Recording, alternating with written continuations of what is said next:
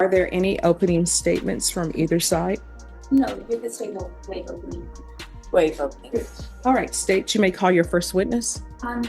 Preliminarily, the state, with that, Your Honor, the state would like to offer an testimony and evidence that was heard in guilt innocence basic trial. I believe the judge can take judicial notice of those things. All right, and the court will take judicial notice of the prior testimony, of course, with the defense's objections as well Yes, from the Your Honor. prior testimony. And all the exhibits as well. Yes. Okay, then the state would also offer State's Exhibit A into evidence, pending any objection from the defense counsel pursuant to Rule 902. I object on lack of proper foundation and Right away, you can feel the tension.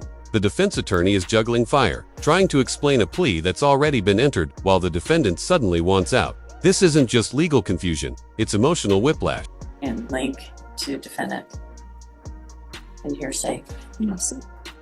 All right, the objections as it relates to hearsay, those will be overruled. It appears to the court that State's Exhibit A is a self-authenticating document.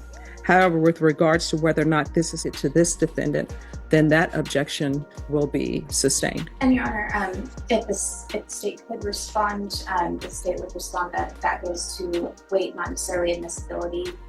It is a self-authenticating document. No, I'm overruling her objection as far as that this.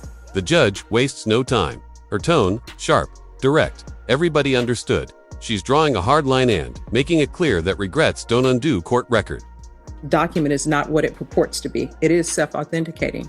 But what the part of her objection that I'm sustaining is that State's Exhibit A has not been tied to this defendant. Well, yes, Your Honor, I understand that. So foundation will have to be laid to somehow tie this document to this defendant. Please tell the court what your area of expertise is. I'm a fingerprint examiner for the Bexar County Sheriff's Office.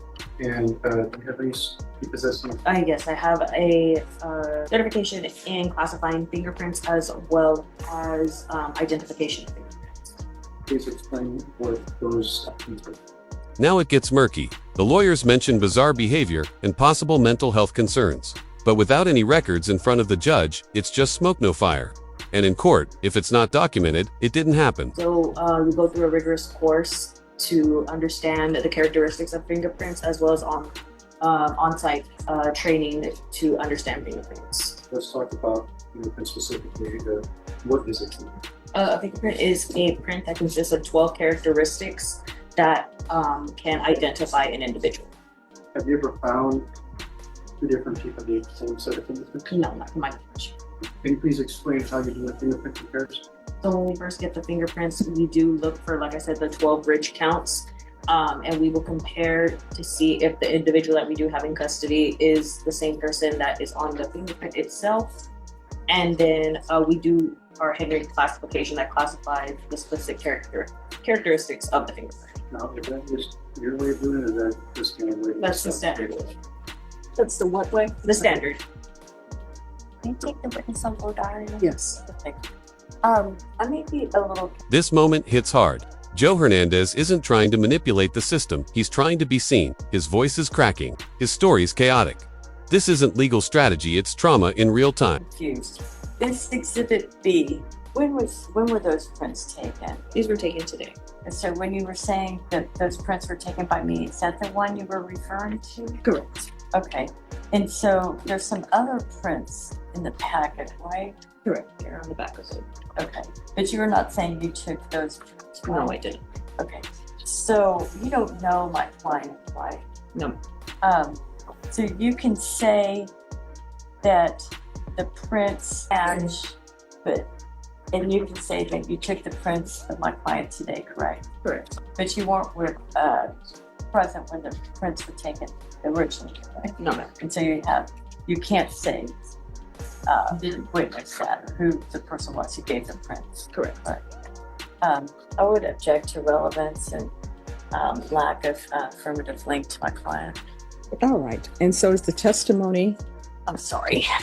was it established who these prints and State's Exhibit B were taken from? I'm sorry, Judge?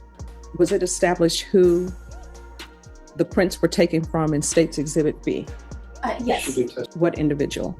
Do you want to, That's it, door closed. No more deals. Joe's heading to a jury trial, ready or not. This is how the system works. Cold, final, and unforgiving, no matter how human the man on the stand might be. yes, You testified that you took the fingerprint states of the V today, correct? Correct. You see the person in the form that you took those fingerprints from? Yes, sir. Could you please point to that person, identify him by an article of photo? Will be the gentleman in the red. You represent the record reflect that when this is identified, the person that you took the from the state's exhibit B. all right. Defense, any objection with regards to States Exhibit A and B? Every urge the same objections, Your Honor. She has no knowledge of the person who gave the original prints. All right, those objections will be overruled. States Exhibit A and B are admitted over defense counsel's objection. State, any other witnesses? No, Your Honor, the state will rest. Defense, any witnesses? No, Your Honor. Defense, do you rest? Yes. State, do you close? Yes, Your Honor. Defense, do you close? Yes. All right. As previously stated, the court is finding the enhancements true, and the court is finding the enhancements true that were read into the record for count 1, and also the enhancements true that were read into the record for count 2. The court will hear argument with regards to sentencing. Mr. Nicholson, you are not eligible for probation from the court. All right. Yes, Your Honor. The state would like the court to consider States Exhibits 39 and 40, which was entered in the guilt phase of trial. That's going to be the judgment from Austin for the conviction of assault enhanced. And additionally, the fingerprint part that was linked to that judgment in the guilt phase of trial. Your Honor, this defendant does have a very lengthy and violent criminal history. In 1996, he was sentenced to 20 years for aggravated robbery. That's going to be clause number. That's it, door closed. No more deals. Joe's heading to a jury trial, ready or not. This is how the system works. Cold, final, and unforgiving, no matter how human the man on the stand might be. Indian 6-0 that we entered in today. He was additionally sentenced for burglary of a habitation on that same day. That's going to be clause number ending in 5-9 that was entered into evidence today as part of States Exhibit B. States Exhibit A. Your Honor, he was sentenced in 1996 to 20 years in the Texas Department of Corrections for those crimes. When he was released, it was not very much longer until 2013 that he committed the offense in States Exhibit 39 for assault enhanced, where he was convicted and sentenced to 6 years. So in 2019, after their 5 years are done, it took him only 3 years to commit this offense, this violent offense, where he shot at an unarmed Uber just happened to be picking up his stepdaughter so that she could go to work.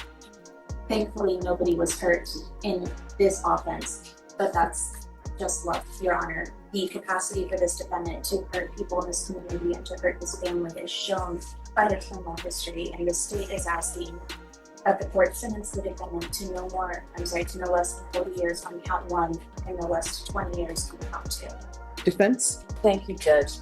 I know that we've heard about his criminal history and the seriousness of it. I did want to offer some context to that, which starts with the fact that the first offense that for which he did the 20 years, he was actually age 16 when that happened. And he was certified as an adult and sentenced, and he ended up doing most of the time. He really lost so many of his formative years at doing that time, right? And then he gets released and is having trouble and has continued to have trouble adjusting. And the second case, the family violence assault case, he pled to, and he acknowledges, and I'm not saying he doesn't acknowledge the first case, but he does ask, and we do ask the judge to consider how young he was at that time. I have had contact with two of his family members, siblings, who were not able to be here today. One was a Mr. Paxton, and another is a sister, Samantha Romborg. And if I may, they both relate to me the chaotic and troubled childhood that they had, and how, in spite of what you see here today, that Mr. Nicholson was actually a loving and caring brother. I'm sorry, do you want those witnesses here? No, I think we discussed it. Okay. that their father was a drug addict, and all the children in the family suffered tremendously, and that Dominic felt an enormous responsibility to try to provide for his siblings, which his actual motivation, and led him down a criminal path, which I guess partly was role modeled by his father, but also his sense of duty and obligation to his siblings, and having very limited ability and resources to provide for them in his overwhelming sense that he should try to provide for them, really hindered his thinking, and obviously has made extremely poor judgments. I know we stand here today, the jury heard the evidence and returned their verdict, but Mr. Nicholson believes that he can return to society and be rehabilitated. This has been a long revolving door in his life that he is very tired of. And so we would ask the court to please sentence him at the minimum. All right. State, any final closing argument? Your Honor, state, I appreciate that Mr. Nicholson was young when he committed the first offenses. However, I think that just speaks to his values as prior life. And although the hopes for change are there, according to defense counsel, his actions speak louder than his words. And the court would like, the state would like the court to consider those actions, the harm that he could have caused on February 25th, 2022, and the harm that he has caused throughout his life. All right. Is there anything you would like to say? Yes, ma'am. Here's the thing. If you want to say something, I'll take you under oath and the state will be allowed to question you. If you want to discuss it more with your attorney. I like to be open like this, not being able to say anything, but I won't say No, anything. we can go off the record. Here's the thing. Once you decide to testify, and I think your defense counsel will tell you there are certain appellate issues that may or may not be waived. So it's completely up to you. If you want me to hear what you have to say, I will hear it. What I can tell you with regards to my clients, sometimes they will want to speak, and I would tell them, your family has already told your story. Are you going to say something different than what your family has said? So the state was very generous in allowing your counsel to make a proffer to the court about your childhood. So, but if you would like to say something, it's only fair, because I want to be fair to both sides. You don't get to just say something and then that's it. What will end up happening is I will swear you in, you'll be under oath. And if you just want to speak generally to me, you can speak generally. I'm not going to sustain any objections for narrative, because sometimes people just want to tell me what their thoughts are and I will listen to them. But that being said, whatever your thoughts are that you want to make sure that I know about, then the state will be allowed to cross-examine. So if that's what you want to do, then we can do that. I've seen it. I hope. Thank you. All right. I guess I would say, I know he feels like he's really in the fight for his life here. And No, we're not on the record yet. Okay. No, we're still off the record. Yeah. All right. So y'all ready to proceed? All right. We're back on the record.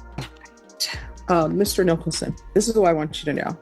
No matter what offenses people are alleged to have been committed in this court, it could be offenses that people think are the worst of the worst. I still see everybody as a human being.